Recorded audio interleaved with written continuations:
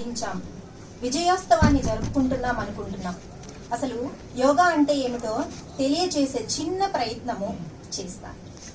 సమస్త ప్రపంచానికి మన భారతదేశం అందించిన గొప్ప అమూల్యమైన కానుక యోగా.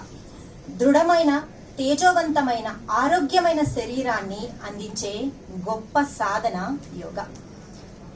కౌశలంతో కూడిన శక్తివంతమైన ఆలోచనలను చేసే మనస్సును అందించేది యోగా. ఆ ఆలోచనలను సరైన మార్గంలో నడిపించే బుద్ధిని తయారు చేసేది యోగా. మన ఆరోగ్యం ఎప్పుడైతే బాగుంటుందో మన ఆలోచనలు చాలా చక్కగా ఉంటాయి. మన ఆలోచనలు బాగుంటే మన ఆచరణలు చాలా చక్కగా ఉంటాయి.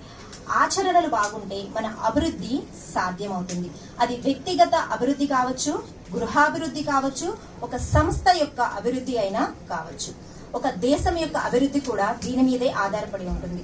దేనికైనా ప్రధానమైనది ఆరోగ్యం. ఆరోగ్యమే మహాభాగ్యం అన్న సంగతి అందరికీ విదితమే కదా. ఆరోగ్యం యోగ సాధనతో సాధ్యం. అనారోగ్య సమస్యలు వచ్చిన తరువాత చేసేది యోగా కాదు, ఎల్లప్పుడూ ఆరోగ్యంగా ఉండేలా చేసే జీవన శైలియే యోగా.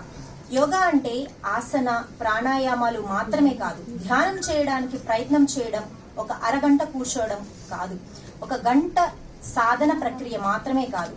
మన ఆనందమయ ఆరోగ్యం అనే జీవన విధానం. యుజ్యతే అనేన ఇది యోగ. యోగా అంటే కలయిక. యోగ చిత్తవృత్తి నిరోధ. మనస్సులో వచ్చే అనాలోచిత ఆలోచనలను నిరోధించేది యోగ. యోగ కర్మసు కౌశలం. ప్రతి పనిని నేర్పుతో చేయడమే యోగా.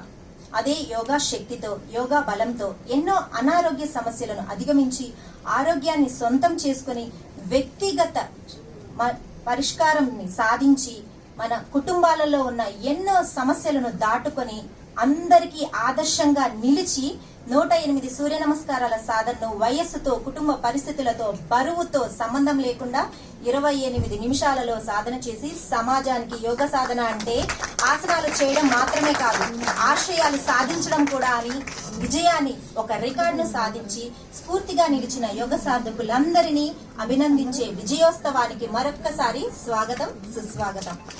ఇలాంటి మరెన్నో విజయాలను సాధించి మన పిల్లలకి, మన కుటుంబానికి, మన సమాజానికి, మన దేశానికి మనమందరం ఆదర్శవంతంగా నిలవాలని కోరుకుంటున్నాను.